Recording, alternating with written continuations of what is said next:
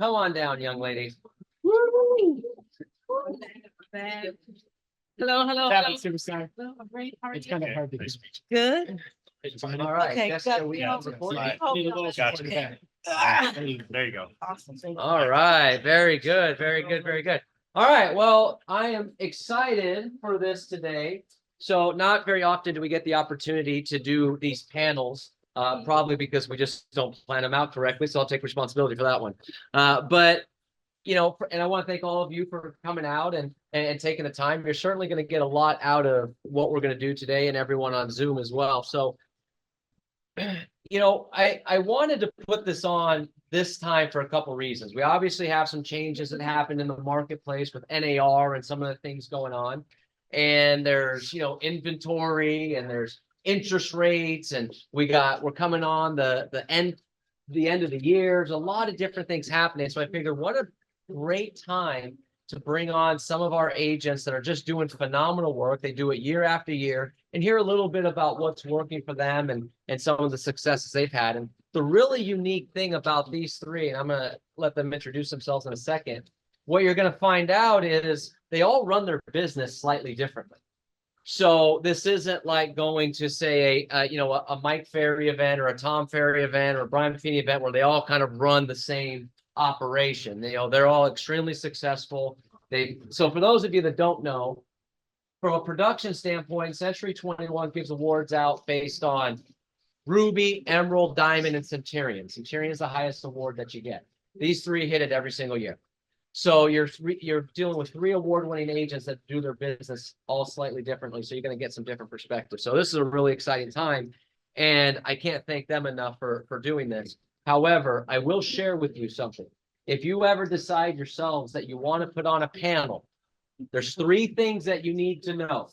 Number one, you've got to get people that are influencers. Okay, all three of these people are influencers. You got to get three people that have great production. All three of them have great production. And you got to get three people that will tell you, yes, I'll do it. Okay.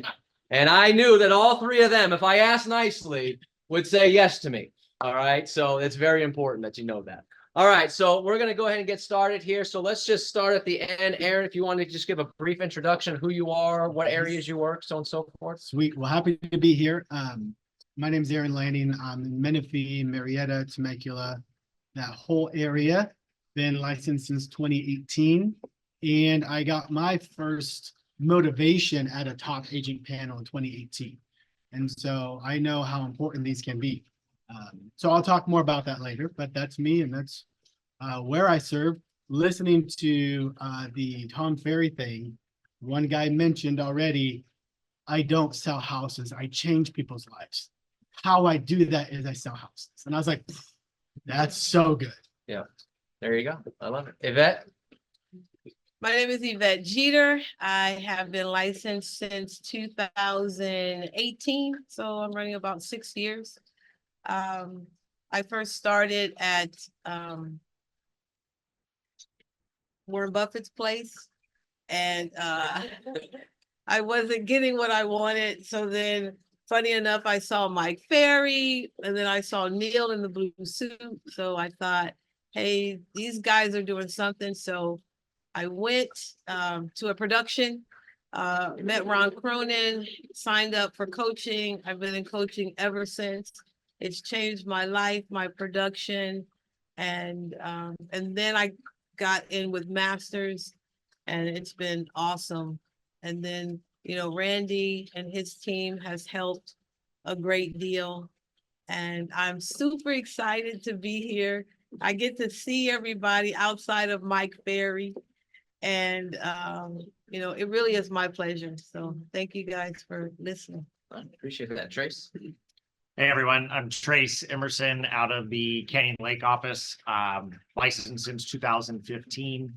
My business primarily caters to the Southwest Riverside County market, but I branch out rather broad when and if needed for clients.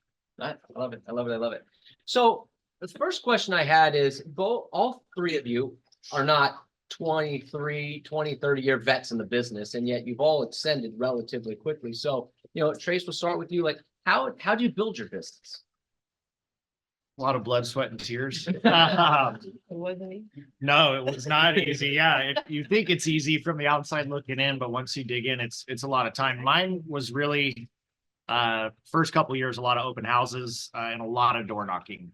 So basically 7 days a week, start Mondays and Tuesdays, identifying other listings, usually vacant stuff that wasn't mine. Calling the agents, seeing if they'd let me host an open house, find a yes, and then spend Wednesday, Thursday door knocking around that open house, and then open houses Fridays, Saturdays, and Sundays. Did that for a couple years. Was also fortunate enough to find a good mentor. That was a huge part of the business as well. And that mentor fed a little bit my way, but I got to learn from him. And on top of that, some social media, that was an easy way to reach a lot of people, open houses, door knocking, all that kind of stuff. And it really, after 3 to 4 years, it started to snowball to where we are now. So that's the early stage. So that is blood, sweat, and tears. Door knocking, open houses, Yeah. all that fun stuff. Yep. Got it. Yvette, what about you? How'd you build your business? Very similar to what you did in the beginning. Open houses, door knocking, sweat running down my face, makeup jiffy, just kind of getting out there. You know what? That is very similar to Trace. It is. Yeah. Say it. I have less, I know you think. Yeah. So, calling agents and trying to get an open house. And I remember doing all of that, and 7 days a week, always hustling and wanting to do it. I'm slightly different in that aspect because I also own a tax company, and I've had that for over 20 years. So that has propelled my business also. So I got a little step up in that, which was great. But one thing I do know about people that, when you shift over to something different, you still have to prove yourself. So just because I have relationships with them, I always, in my mind, I have to prove that I am worthy to be in front of them and take a specific asset and morph that into what they're looking for. So the same thing as blood, sweat, and tears and getting it done. There you go. Aaron, what about you? How'd you build your business?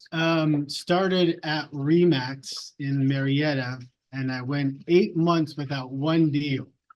So that was a rude awakening. That's tragic. My tears and my blood was just going down the drain. I joined the team in Menifee and had a little bit of success and enough to jump out. And then I've known Randy for years. But ironically, I didn't join with him when I got licensed, but I came to Century 21 at that time, Full Realty in 2020, and pulled off almost 40 deals. So that was great. Haven't hit 40 since, but that was a good year. So most of my business has been online leads. Sign up, on the website. I'll follow up with you. That's really been the core of it for almost 2020 and 2021. So none of you were just born into this business, leads handed to you and said, hey, have a good time, go make hundreds of thousands of dollars. That would have been nice. Yeah. No. It takes work. It does. It takes work. So so now you did the open houses, you did the blood, sweat, and tears. Now you're generating some business. So let's fast forward to say today, a couple years ago, how are you running your business now? I mean, you're still doing the door knocking, you're still doing the open houses, you're still doing the online leads. So Yvette, start with you. So how are you running your business now? Where do the deals come from? The deals come from prospecting and making phone calls. Okay. And so I do that every day. And it is blood, sweat, and tears. Sometimes you don't want to do it. You wake up and you just don't want to do it. One thing I've learned about with this group and also with Mike Ferry is a little bit of a story. Delroy and I bought a property. I was telling Ruth about this. We bought a property last year and we took every penny out of our account, every penny. And we were talking about starting at zero. That was it. And not only that, they were vacant. The units were vacant. So I start every day at zero. Every day, like I don't have a deal. I don't have money in my bank account. And it makes it very focused for me. So my schedule is focused. My daily routine is focused because I do own a tax company. So when I leave my schedule, when I leave my real estate office at around 12 o'clock, I go to my Long Beach tax office, and then I'm there also prospecting clients. But so I don't have room to dilly-dally or to, to do something different. I have to be very structured, and right now it's kind of served me well. Nice. Yeah. So from a prospecting standpoint, do you have a certain number of contacts you try to make a day? Well, that's what they say. That's what I should. I like that answer. That's a good answer. Yeah, that's the goal. Good answer. Good Yeah. moves. That is the goal.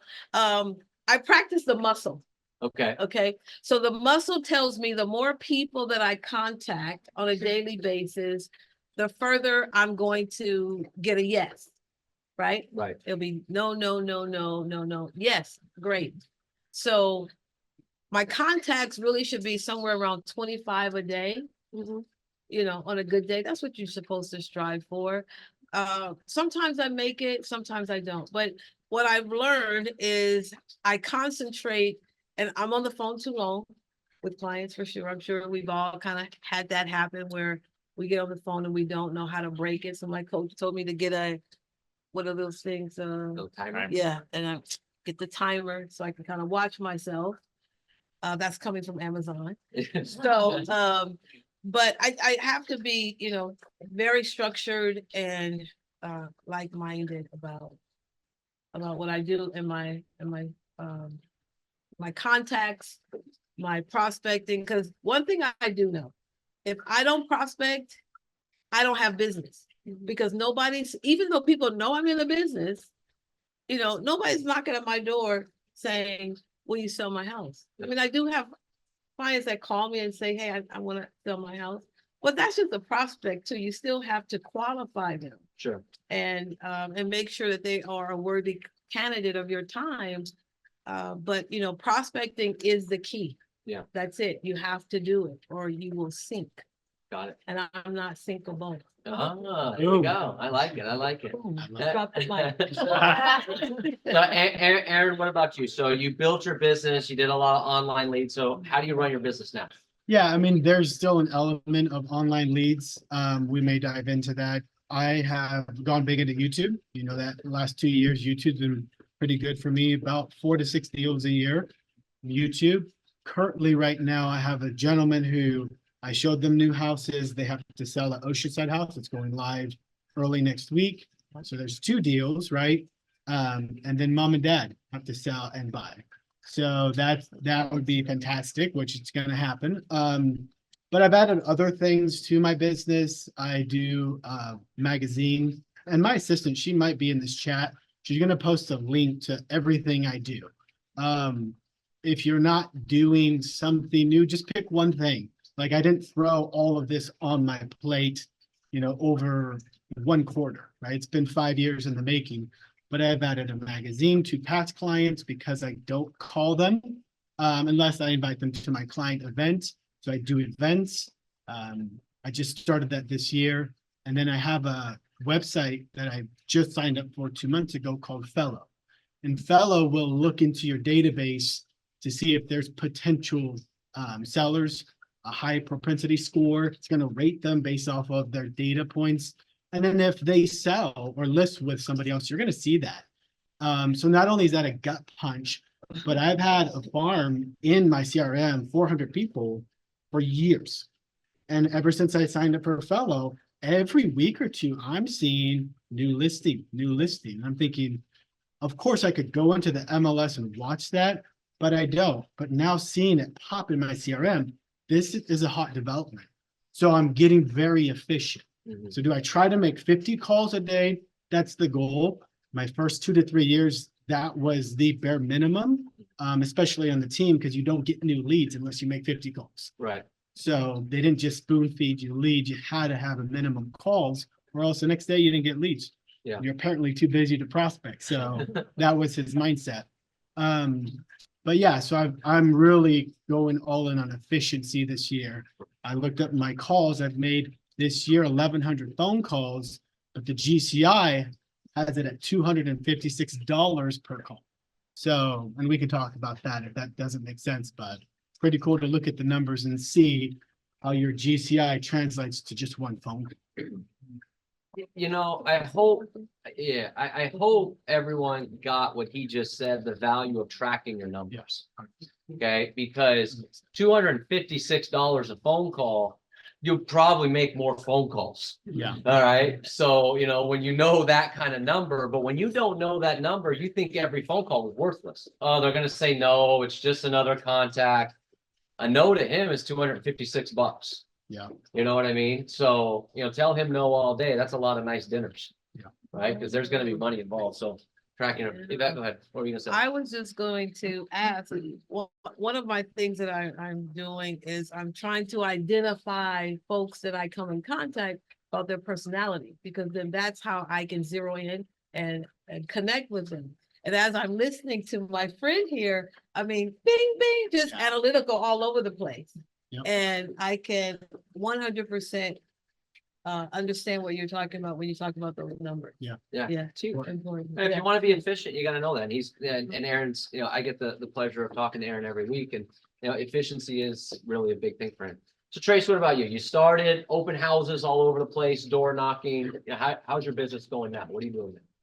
Most of it, and this is quite a bit different from you two, but over the last 5 years, we've been fortunate enough to progress from about 50% referral base up to this year. I'm on my first non-referral clients, about 98% referrals. Wow. A lot of the time is spent when I am prospecting. It's mostly past clients, to be honest with you. It's Yeah. servicing their needs, checking in on the house, the process, asking about family, friends. And what I've experienced is we're in a service-based industry. We're providing a service. The better we can provide that service, the more likely your business is to become more naturally referral based. Yeah. And that's been awesome. Outside of that, open houses still always come in touch with new clients, usually through that. And then I do have some online pay-per-click ads that will run at times if things get a little slower than I'd like them to be. Again, quite a bit different. You guys are more calculated in that. But really referral based at this point. Yeah. But I got a question. How do you stand out in Canyon Lake? There's so many agents in your, because that's your core of your business still or no? And yeah, I would say relatively core. So I've been in my community that I work on a regular basis since I was a year old. Involved in that community and know a lot of people in that community. We've got about 4,400 properties, about 14,000 people, and it's hard to walk around for me at my level without knowing someone, either through sports or personal friendships or parents' relationships or from the signs that we have throughout the community. So it does help a lot in that regard.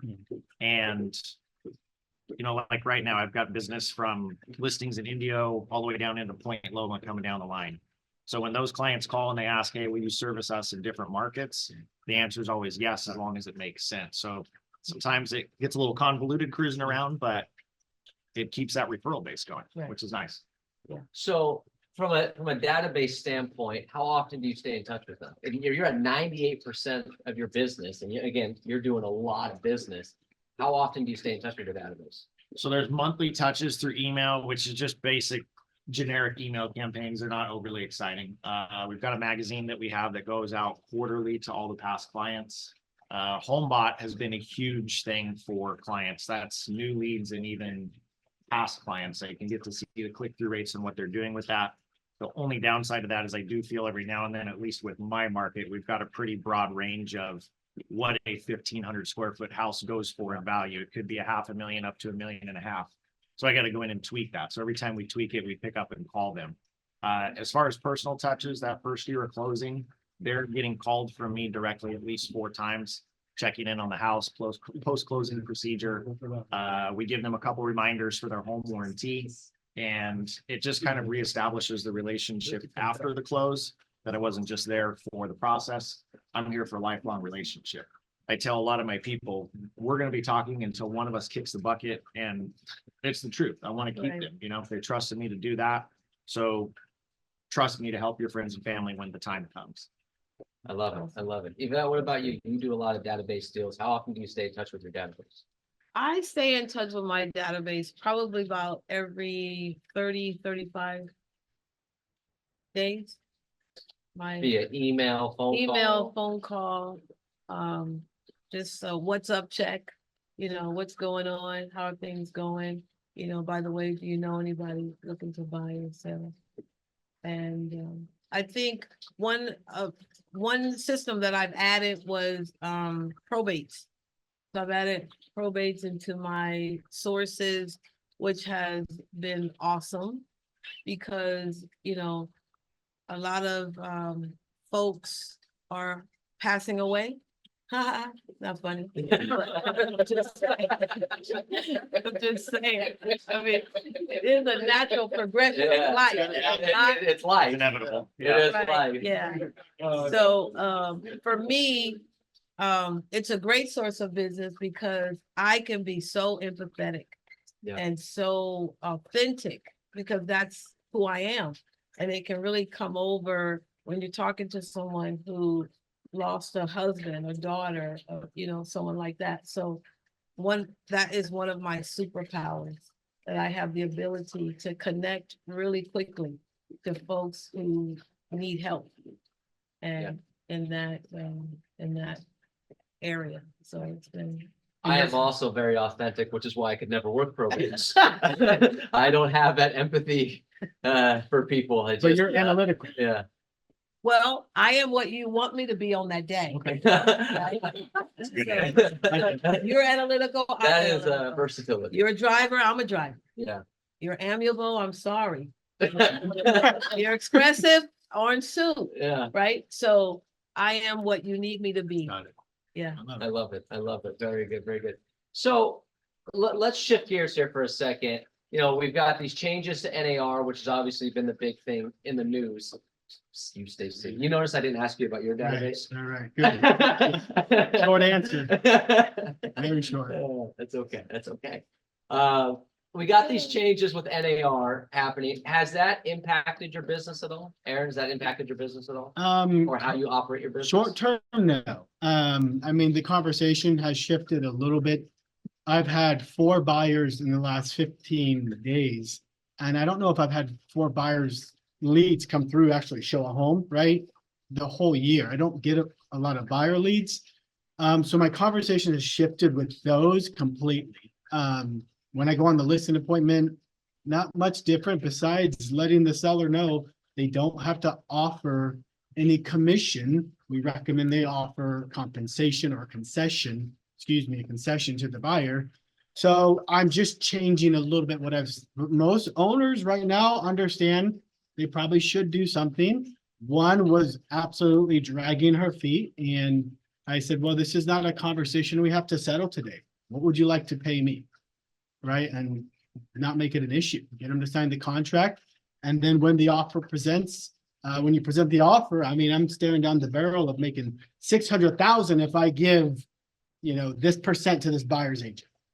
Most sellers that I've come across understand I'll pay a couple thousand to make 600. It's a great way to look at it. Mhm. Yvette, what about you? Has this impacted how you operate your business at all? I think very slightly. I have had to have conversations with sellers. I don't make it such a big deal.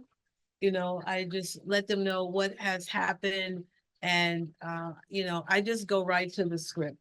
Because if I start telling, I'm gonna go to the black hole, and it's just gonna get, worse and worse. So as they have questions, I will answer, but I don't get into the habit of telling. It is very simply, we charge 2.78%. So all you have to do is decide how much you want to pay the buying agent. Right. And then you have option 1, option 2, option 3, say it and close it. Yeah.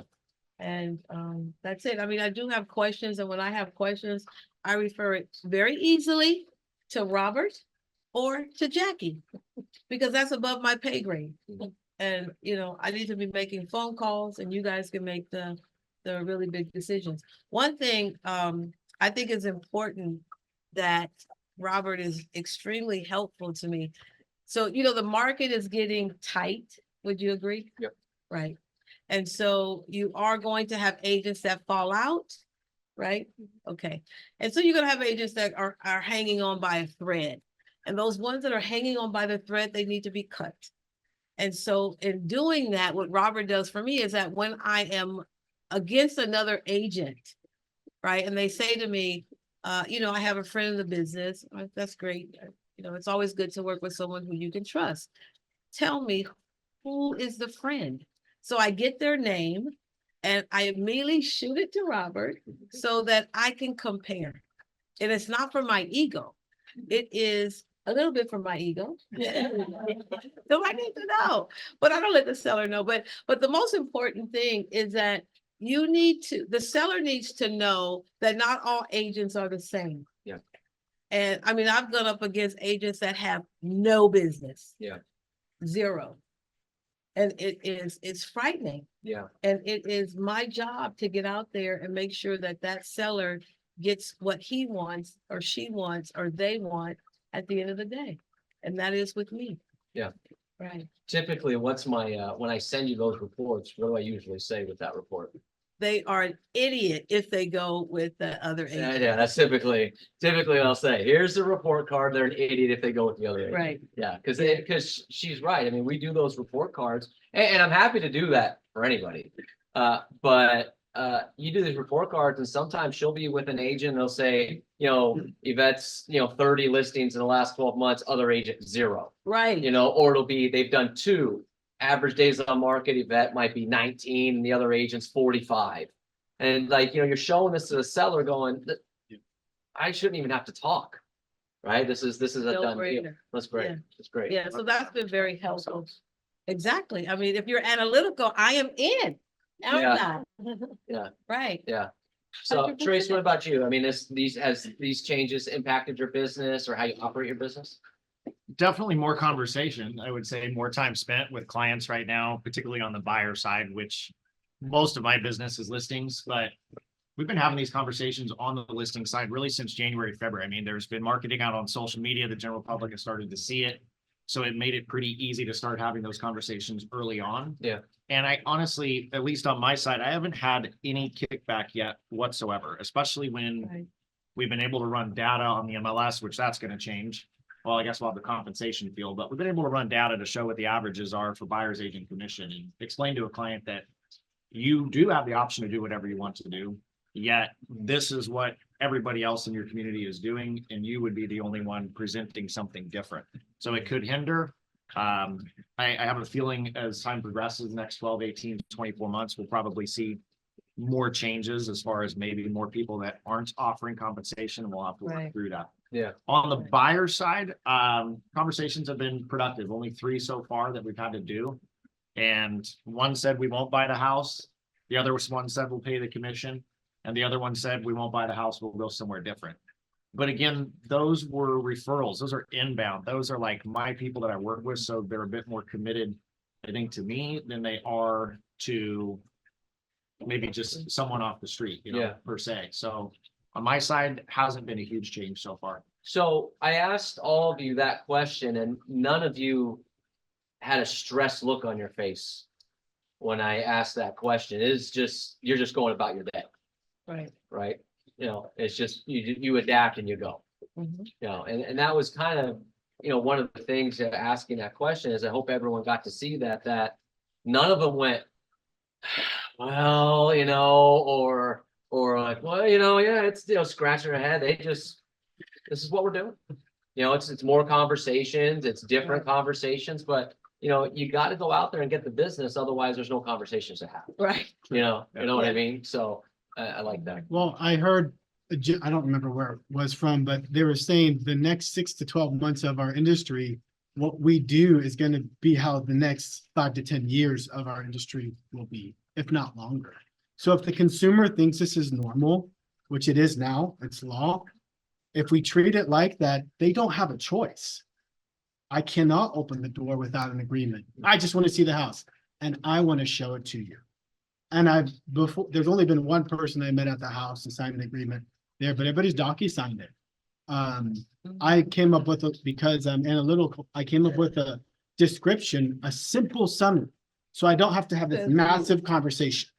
I let them know the lawsuit. I let them know the change. I'm going to email it to you. There's 4 points of what changed. Review it. You're going to have the DocuSign to sign. You are responsible for my commission. I'm going to try and get a concession from the seller. If I don't get that, you are responsible for my commission. Any questions? Just how we present it, I think is super powerful. Right. But I think this is the time to take territory, to get that 2.5% or 3%. And then if you get 2 from the seller, guess what? Good news, the buyer is only responsible for 1%. Fantastic news. But this is the time to change our industry. I think for the better. I think there's going to be those agents that got to go. Yeah. And they're going to go. But this is the time for us to change. What type of an industry do we want to be in? Right. I love it. Yeah. I love it. Good job. The positive side too, I would say on the buyer side is, I'm sure all of us have been burned a couple times with buyers 100%. when you don't have your buyer broker agreement signed that was relatively optional. Mhm. Now, that won't be happening. If your client's going to be committed to you and we're presenting it to them and educating them on what we can bring to the table in the markets that we're providing our services in, we've just secured that client now. So I do see a huge positive benefit to that. Absolutely. A huge benefit. It's the salute. I mean, it is. And it's across the country. It's not our firm, our state, our city. It's, Yeah. Right. you want to go to work, you got to hire us. Yeah. Yeah. There you go. Novel thought. I like that. If you want, you got to hire me. Yeah. Right? This is a job interview, Mhm. but they also have options now because they have to sign a contract. They're Mhm. going to only work with someone they really feel valued with. Right. Right. So, which brings me to my next question, and Trace, we'll start with you. What do you see as your big value or your superpower? I mean, as Aaron said, there's a lot of agents in Canyon Lake. There's a lot of agents everywhere. I mean, there's 80,000 active real estate licenses just in our MLS. Okay, so what separates Trace Emerson from the rest? Boy, that's a great question. I don't get asked that question much. I think the level of service that I bring, like my clients aren't just a turn and burn, in my opinion. And a lot of these clients, because they're repeat referral business, they know that I don't look at them as a turn and burn. I'm really going to take you in, hold your hand, guide you through this on the real estate side, on the 1031 tax side, on you want to buy an investment, let's evaluate your ROIs.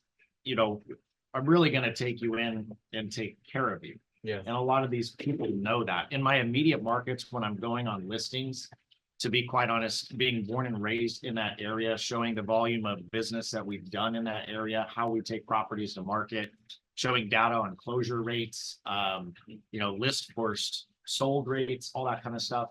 I bring a lot of those numbers in on a listing presentation, and kind of the numbers speak for themselves, like you had mentioned earlier, when you're going tit for tat against someone else. Yeah. So hopefully that summarizes that somewhat for you. So if that same question for you, I mean, what separates, and you're same thing, you're in a Long Beach and surrounding Right. area that has thousands Of agents. of real estate agents. I mean, what separates you? I think there's two that comes to mind right now. One is what I said in terms of my ability to connect with people. Now, I don't connect with everyone, right? 98% I'm okay with. Yeah. Right? There are the 2% that just won't have me, and that's okay. Yeah. So I think my ability to do that and to understand what the principal is looking for and to whatever they're looking for, that's how I built my listing presentation, because I asked the questions before. So when Delroy, when we're going on a listing presentation, I always say to him, okay, let me give you the intel, because this is serious business, right? This is intelligence that we need to know about what the seller, what their motivation is. Why do they want to sell? When do they want to sell? Where are they going? What happens if it sells too fast? So my ability to connect with that seller and to let them know that I am concerned, because the deal won't close. I am concerned about where they're going and how they're going to get there. And I like that turn and burn, because that is so not like me. Because after a deal closes, I tell my clients, and we're family now. Yeah, you're stuck with me. You can't choose your family. Yeah. So, that's it. One other thing that I think what I would call my superpower is that I have an analytical brain, August, okay, and my good friend right here. And I have the ability in terms of taxes, when clients are saying, I don't know if I can sell my rental. I mean, we just signed a listing agreement yesterday with a client that said, I don't know if I should sell my rental. And I could get right down there and say, hey, this is why you should do it. And we have a plan. So I have the ability, because I do taxes and I know what the consequences are. If you take the money out, this is what the graph looks like. If you do a 1031 exchange and you pull out boot, this is what you're looking like. You want to pull out more boot, this is what you look like. So, and I have a staff to help me do that. So that is my superpower. Not to mention, I have the heat, which is Delroy. Yeah. So That was the one pushing like, come on, honey, we gotta go on another vacation to the Dominican Republic. Let's go. yeah, exactly. Let's go. Yeah, I love so it. my superpower. Yeah. Aaron, what about you? I mean, again, I mean, there's a bunch of agents in Marietta, Menifee. What separates Aaron Landon? Yeah, so I was asked that question when I was at Remax, when I went like 6 or 7 months without doing one deal. And the And the broker, answer was apparently nothing. that was the answer. The broker that said it to me, I'm forever thankful for him because he asked me that question. I didn't have an answer. And then he said, you're just a glorified door opener, aren't you? In the most condescending way. To be clear, this was not at this company, right? This was at Remax. Not that we wouldn't do that. But no, but that lit a fire underneath me that still burns today. So every year I look at the numbers and I pull up his company. So for me today, I think a superpower I developed, because I don't think you have to be different than everybody else. I think you have to do what everybody else is doing, and that's being consistent. I think if you're consistent, it comes out in your presentation, it comes out in the numbers. And not a lot of people are consistent. Another superpower would be to take action. When I think there's something good or I need to do it, whether it's for me or for a client, it is happening right now. So I think those two things are super important. The reason I asked Trace about his, like, how do you stand out earlier on in the meeting about his development, I think his superpower would be you focused on your area where you grew up and you never forgot about it. And Right. You're like the mayor. A lot of real estate coaches talk about being the digital mayor of your area. And it's hard to stay that laser focused on one city or one development. And then it is going to branch out because they're going to move. But having that consistency of this is mine, this is my territory, super powerful. Do you turn deals down? Trace? Yeah, not often. Is that? It gotta go both ways. I And think then it's gotta be us wanting to work with them and them wanting Right. to work with Yeah. us. There's some clients I don't want Yeah. to work with. Yeah. Yvette, do you turn deals down? In the middle of the transaction. In the middle of the transaction, Yeah. we'll turn it down. Yeah. I mean, would you not turn a client away if you listed their property at 600,000? You got an offer for $1 million and they countered at 1.5? I- Oh my God. Okay, That's part of the 2% of people you don't connect that's with. right. Yeah. Aaron, do you Exactly. turn deals down? 100%. If they're priced too high, I don't think I'm the best fit for you. After I've explained, there's agents that are going to whisper the number in your ear. But if the data shows a number, I have a range, I'll go up. But if they're way over, I'm not the best fit. And then same thing. Yeah. If I have offers and they're wanting me to counter highest and best on the only offer I have, I'm like, I don't think we should, I think you need to come off the market. Right. I don't have time for that. So my last question, and we'll open it up for Q&A. One of the things we deal with a lot is the time, right? Structure, schedule. All three of you, not only from a production standpoint, but you're just busy people. So Aaron, we'll start with you. How do you manage your time? I mean, you got a spouse, you got an whack-a-mole, you got an assistant, you got all these different systems in place. I mean, how do you manage your time? For me, this year's been transformative for me. I lost 40 pounds. My schedule's never been better. I found it. Cocaine is magical. Yeah, yeah. Don't say that. Don't say that? No, Okay. No. We'll take them. May take it, Yeah, okay. We'll edit that out. Perfect. I think balance might be overrated for most people. I think having a business that's very harmonious, where it's synced and it's working well, I think that's the goal. But my schedule, I mean, I'm usually up at 6:30 or 7, and I work out almost every day, whether it's 10 minutes or 40. I'm doing something. And there was a gentleman yesterday in the Zoom webinar with Tom that was talking about how he takes his meds daily, meditation, exercise, diet, and sleep. And so those have been pretty pivotal in this year for me as well. Got it. And so Yvette, you have another business that, and we won't go into the numbers, but a very profitable tax business. Right, yeah. So how do you manage your real estate time with that going on? Pretty carefully. So I think that I am pulling up the rear because I have accountability partners that are killing it. But if you want to hear what I do, I'll subject you to that. So I'm up by 6:30. I'm sitting at my computer, ready to go on Zoom at 8. Prior to that, I've had role play at 7, and then I'm taking a class with Ron Cronin at 8 o'clock. So I'll miss the Zoom. So from that time, so from 9, accountability for like 15, 20 minutes.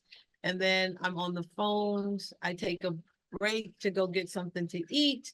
And then I'm out of my home office, which is my real estate office. So I'm out of that by about 12:30. And then I'm 5 minutes away to my tax office. So then I'm there from probably from 1 to 5:30. And then I get back to my real estate office and I'm closing more deals. So it's kind of like, it's a rotation for me. It's a schedule that I've gotten used to and that I like and I enjoy. Sometimes I have to pivot a little bit, but life gets in the way. Sure. So, yeah. Trace, married, kids, you got the whole gauntlet there. I mean, how do you manage your time and still do this production? You ever see that one-man band? That's kind of what that looks like. Yeah, no, same thing. We a couple other businesses as well. My wife and I, 2 kids in sports. One's in travel ball, the other one's baseball. The travel ball kid does basketball as well. Anyways, we're all over the place. Right. My real estate career, though, I kind of call it a lifestyle, to be honest with you. And some coaches might not like that. They want it to be more structured. Yet it's how I operate and what works for my family for almost 10 years. We're available pretty much 24/7 with how I operate and what I do. I've learned over the years to shut down at certain times, Saturdays or Sundays. If I'm doing something with the kids, I'm not answering today, and the world's not going to fall apart. That was a really important note I learned. Also, at times, not taking calls super late at night. The first few years, working till 10 o'clock and taking calls at 6 a.m. It happened, but then as you progress, you learn again, the world's not going to fall apart for the most part outside of work hours, which has been really nice. Yeah. So my schedule fluctuates a lot though. I'm up at 6 every day. I'm the guy that takes the kids to school, usually taking phone calls or looking at emails at stoplights. And the second they get dropped off until 5, 6, 7 o'clock at night, usually 5, 6 days a week, I'm on the horn, phone, emails, appointments, showings, CMA reports, whatever the clients need. So. Got it. Yeah. Got it. All right, we got a few minutes. Are there any questions from anyone out here? Yes, Martin. Again, I don't know. I could ask you, you mentioned, so you bring your bank account and cut it at 0, Yeah. and how did you develop the empathetic side of it? So I'll repeat the question for everyone on Zoom. Yvette drained her bank account and went to 0. And how did you develop that empathetic side of you? So I'll take the first one. In terms of draining and going to 0, it's a calculated choice, right? So I have to get comfortable with being uncomfortable. Because if you don't have any money, does that make you uncomfortable? Yes. Okay, it makes me uncomfortable. Yeah. If I don't know. But one thing I do know is I know Yvette. And I know that I'm gonna get right back on that horse and I'm gonna keep going. So it wasn't so much as a risk, but it was a risk. I mean, when you're at zero, it's a long way up, is it not? Yeah. Right, so, and I've done this before I'm an entrepreneur at heart. So I know what risks do. Risk will not kill you. It will just make you better and stronger. So that I do know. And Mike Ferry said, wake up every morning at zero. And I guarantee you, if you do that and you say, I have no money in the bank and I have no deals, and you're a real estate agent and you want to make it in this town, every day at zero. That's what it does for me. It'll make you fight harder, really. It does. Yeah. Yeah. It makes you more hungry and thirsty. And in terms of having empathy for people, I've gone through some things. I mean, you're a grown person. You've gone through a lot of stuff, divorce, death. I mean, so people that come to you that have these problems, you can be empathetic. And one thing you have to do is you have to listen to people. And if you listen, all they want is an ear. And you say, I understand, because it comes from a place of you do understand. You have to sell a house where both husband and wife are getting a divorce. And it's a death. So you do have to be empathetic. Someone lost their mother. That's empathetic. You have to be empathetic for that. Because if you put yourself in their shoes, it's gonna make you do something. So that's where I get it from. To add to that, and this is, the guy said this yesterday. He said, if you become more concerned about the person in front of you instead of yourself, Right. it's easy to develop those skills. Yeah. So when you're sitting in front of a divorced couple and all you're thinking about is, wow, that's 2 deals, and I'm gonna sell their house. I'm gonna help them each buy a house. This is 3 transactions. Woohoo! Right? You don't have that empathy. But when you're just thinking about them and what they're going through, the empathy is easy. Right. You got to just think about, and Trace, you said that, and Eric said the same thing, that it's really about the client. It's really about their needs and their wants. I love it. Any other questions we got? Yes, Rosa. Trace, yeah. You said you have open houses and going on. How did you change the system? How do you stay in touch with the net along the way? So the question for everyone on Zoom is you door knocked, how did you stay in touch with all the contacts? Open houses, door knocking. So if it was open house, I stayed pretty consistent with a sign-in sheet, to be honest with you. I got very good with the script on that. And at the time I wasn't paying for coaching, but I think both Tom and Mike had some scripts available online for free download. So I used those, internalized them, and ran rampant in Temecula and Lake Elsinore with that. I couldn't door knock my home community, so I had to start somewhere else. But honestly, sign-in sheet initially, and then I would track down. So after every open house that afternoon, if it was done at 4, 5, or 6, I would call every single person on that list.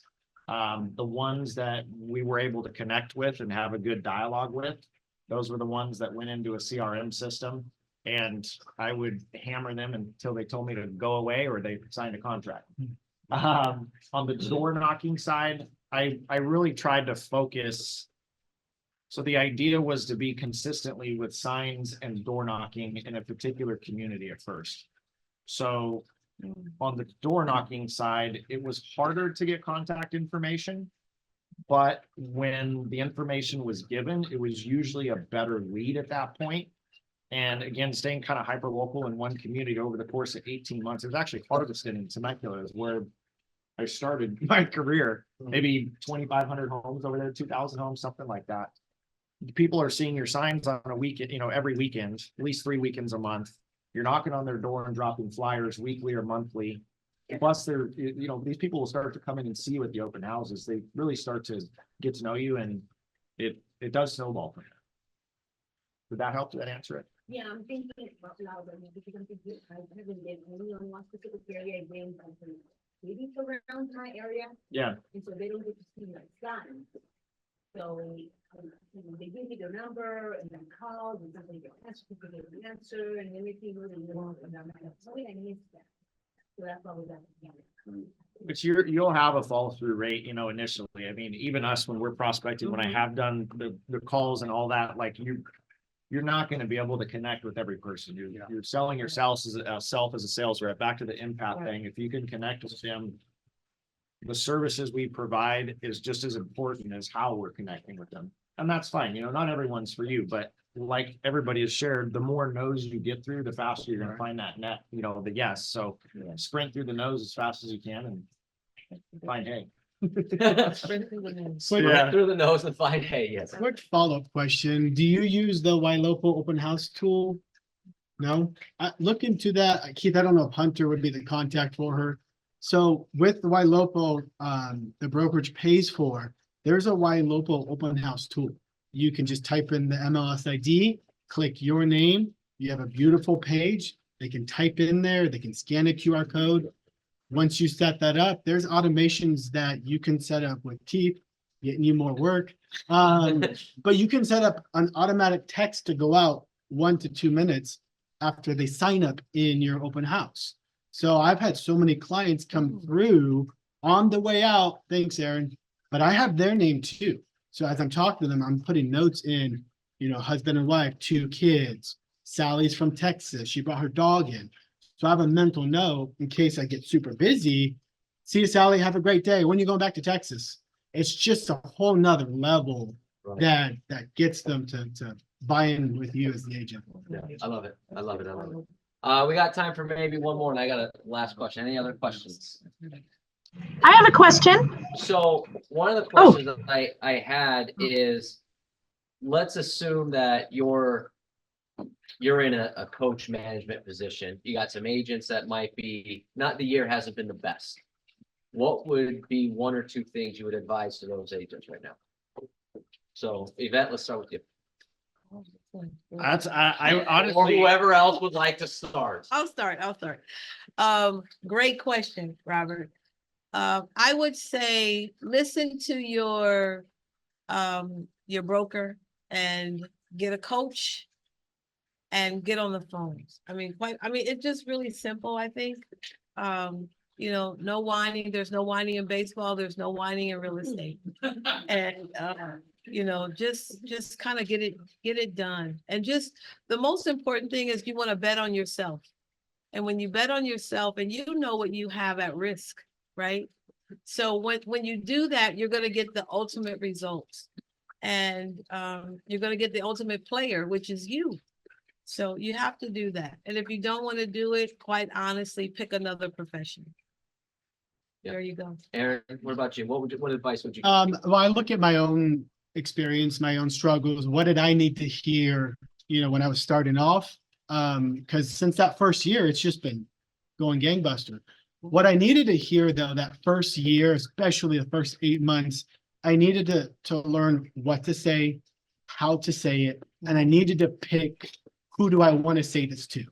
I then started to say the right stuff, but my tone was off. We went to Mike Ferry clinic, the prospecting clinic.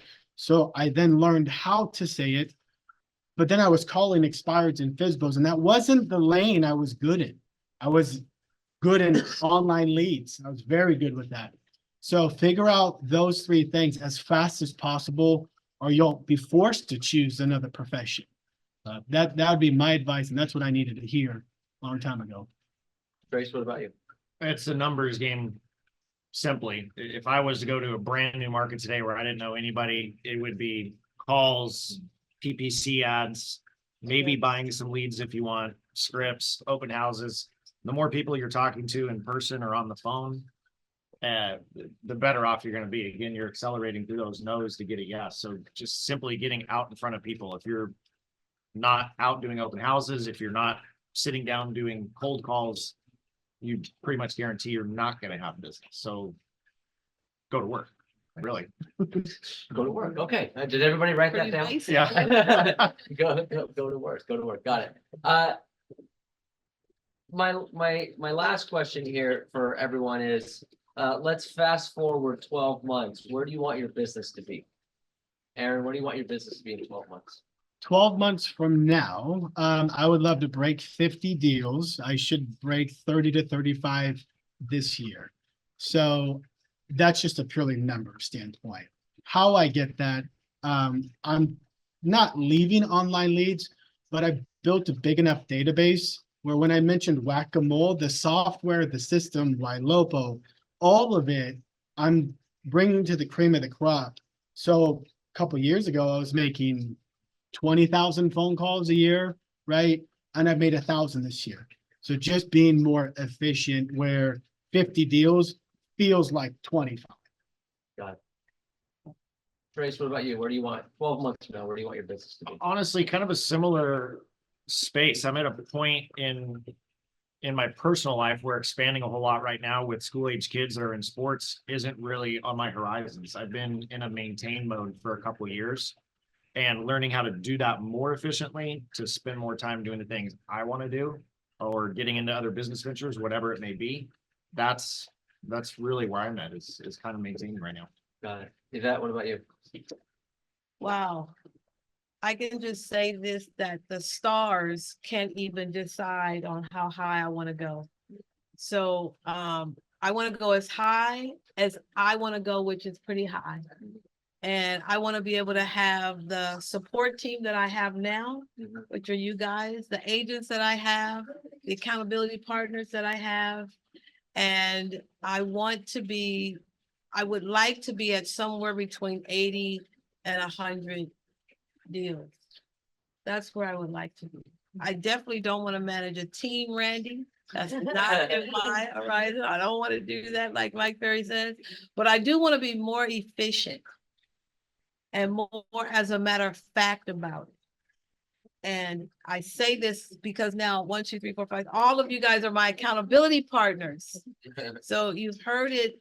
12 months from now, that's where I want to be. Delroy, are you listening? Okay, because you got accountability. It's not just me now. No, Delroy's not really listening. He wrote down 80. This That's vacation. this yeah, much just- GCI, and yeah, no, honey, I'm listening. Don't you worry.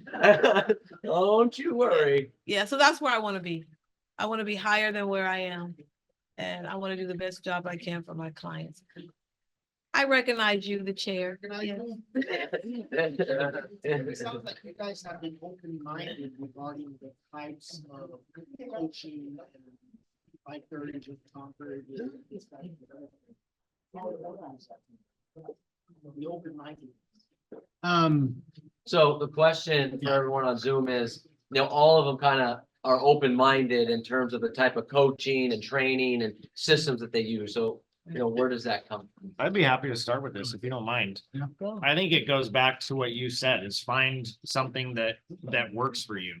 And you might find one mentor that's done one thing that works for them, yet there's 47 other ways to go about your business. And I think exploring those thoroughly to see what you like and what works is why at least I've been open to, door knocking, cold calls, farming, pay-per-click ads, the whole 9 yards to see what works, I think every conversation or experience, especially in the professional realm, I've got to get one thing that I can use today or change my thinking. So whether it's Mike or Tom or whoever you want to use, wherever you don't like. When I go to a Mike Ferry conference, I have to have a couple things that I can use like right away, or else it's just a waste. So I love what we do at the end, how we get together and everybody says what they learned. But I do think if you're not open-minded, for me, the softwares, the systems, the technology, I'll spend 6 months on something and I'll drop it. The second I think it's not worth it. And then I'm looking for something else to add or tweak to be more efficient. So I think you have to be open-minded, which I think most everybody in this room is, but it's super important in our industry. It's kind of interesting also to see different ways to go about the business. It really is a ton of different ways to do Yeah. this. One other thing I think would be that I've had the pleasure of knowing her since she came here to Century 21. You seem to have found what worked for you right off the bat. Is that right or no? I mean, as far as coming here to Yeah. when Neil had the place back then. Right, yeah, I think you're right. One thing that I bought into very early is in my tax business, I had a coach. years ago. His name was Chauncey Hutter, and it was around the country, and he taught tax people how to be more open and not so analytical. So I bought into that like 25 years ago. So when I came here, it was an easy progression for me to, I need a coach. Okay. I got to pay for it. Okay. When does it start? So it was very easy for me to get into that line of thinking. And I am open-minded because I've learned that when you're open-minded, your mind will expand to things you don't know. And isn't that a great thing? Yeah, it is. Well, and that's, look at that, one of the reasons, there was multiple reasons why I asked you three to be on here. But it really worked out in that you all three do go about your business differently. Yeah. And it's a testament to everybody that no matter how you go about your business, you can be productive. You can make a lot of money going about your business as long as you're consistent, Mhm. take action, and committed to whatever that is. So, Aaron talks about YouTube. Well, Aaron's consistent with YouTube. He's committed to the videos he does, and he gets top-notch stuff done. Same thing with his online leads. Yvette's she follows that Mike Ferry prospecting system. Well, she's committed and consistent to it. Trace has his database dialed in, but he's got a consistent and a committed progress to doing that. If you want to be a social media superstar and generate leads, you can do that as long as you're committed and you take action. You want to be a hardcore prospector, you can do that. You want to be a door knocker, you want to be just a database person. I mean, look, 98% of his business comes from database and hardly any comes from him. And I'm not making that as any sort of joke or anything, because they both do tremendous production. You just got to be committed and take action, and anything can work. And that was one of the reasons why you three were kind of the perfect panel, because you do get different perspectives. So I thought that was really, really wonderful. Yeah. Anything else you want to add? Anything you want to promote? Anything you want to add to the end here? For me, I will say one thing I learned that I implemented years ago was building my own database. My online leads, when I have a good experience with an agent who might be leaving the industry in a couple of years, ask for their database. What are they going to do? Do they have a database? Number one, but if they have one, ask for it. Ylopo put out a stat a couple of years ago. Every 10,000 people in your database with their nurture and their retargeting, that's going to get you an average 1.5 deals a month. So 12, 15, 13, 14 per year with 10,000. So I built my database. We have 14,000. And if I have a phone, email, and a name, I can supercharge that database with pennies on the dollars to put my ads in front of them. And so that's one of the biggest tips I got back then. I had that aha moment of, man, when I talk with agents and they're leaving the industry, what are you going to do? I'll pay you 30% referral. Give me your database. You're going to help me work it. There's a whole nother conversation to that, but that's important. And then referral companies. If you want to do online leads, I don't spend money on Zillow, right? That's what most people think if you work an online lead. There are dozens and dozens of companies who target us agents, pay at closing, right? They're on Instagram, they're all over, right? We'll get you a lead, they'll text me, pay at closing, we'll get you. I'll do it, I'll sign up. I don't pay a referral, I don't pay a startup fee, and I don't pay a monthly referring cost. But if you want to give me a possible seller lead, and then I'll pay you 30% at close all day, every day, because most of those won't sell right away, and I'm playing the long game. Love it. I love it. Trace, Yvette, anything you want to add to wrap it up? Whoa, man. You don't have to No, add anything. yeah. I'm just, if there was anything you wanted to promote or say to wrap up. I guess on my side, I've seen some people in the industry struggling a little bit more this year. Keep moving forward, keep going. Again, talk to your people, talk to clients, talk to past clients, get out there and work as much as you can. Don't stick your head in a hole and think that the world's falling apart, because it's not. Especially if you won't allow it to, like you had shared earlier. So Yeah. that's that. Go to the office. Go to the office, yeah. Crazy. I think what I would say for people is, like what Trey said, don't be a man on an island by yourself, right? We have such great leaders in this organization, and allow them to lead you and to do what Mike Ferry says, and he says a lot. One thing is ask a lot of questions. Ask a lot of questions. Ask a lot of questions of your sellers and your buyers, and more important, flip it and ask a lot of questions to your management team and be consistent. If there's nothing that you do, get on those phones, have fun, joke, smile, get a mirror, get your ego out of the way, and you will be successful if you want it. I love it. I love it. I love it. So, first of all, everyone do me a favor and give this group a round of applause. And,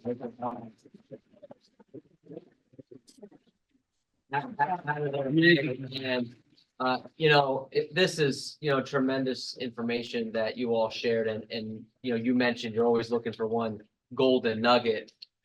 I mean, if you didn't get at least one golden nugget out of this, then you're just not paying attention. Because there was a lot of really smart things said, but one of the things that I took away from this is none of you complicate things. None of you. I mean, it's just very simple what you do, right? I mean, Aaron, even with your systems are dialed in. You It's have to not call. complicated. Yeah. You just got to follow the system. I mean, Right. so one of the takeaways I would give to everybody is stop complicating your business. Just go take action, be committed in doing those things. You all have great energy. But here's the thing that I think really separates you and what really showed today. You're all closers. And what I mean by that is you can tell that when we get down to what are your goals, what are things you want to do, all three of you kind of got fired up a little bit about, even you, when you were in maintain mode, it was like, no, I'm in maintain mode, but I'm going to be here, right? You get fired up about the stars. I mean, you all have this calmness about you, but you can tell when it's time to put a deal together, you're going to put a deal together. Right? You're deal makers. And so you could definitely see that when we started talking about some of those things. And so if you're passive and you're not trying to put a deal together, it's going to be hard to put a deal together this year. And it's going to be hard to put a deal together next year. You got to find a way to put a deal together. And these three, despite, their cool, calm demeanor, I wouldn't want to be on the other side of that transaction. Because they're going to put that deal together, and you could tell that because you could see the intensity when we start talking about the goals. So, go ahead. Heard this yesterday on that meeting. The first year of a 4-year cycle for a presidential election is the best year in real estate. Yeah. So it's coming. Well, and the other thing that I'll leave with this is they said that, as during an election year, there might be less transactions in the fourth quarter than there are normally. But here's what I thought was really interesting and something I'm going to mention in the messages they do in the morning. Those deals are just delayed. Mhm. They're not stopped. They're just delayed. So the agents that keep pushing toward the end of the year, not only will you close more deals, but even if you don't, you'll capture so many leads that are just delayed. They may not close in the fourth quarter, but they're going to close in the first quarter of the next year.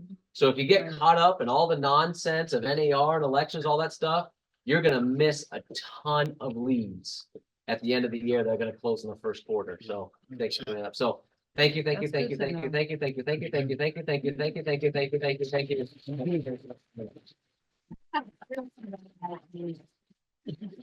I appreciate it. Thank you. Thank you, Yvette. Thank you.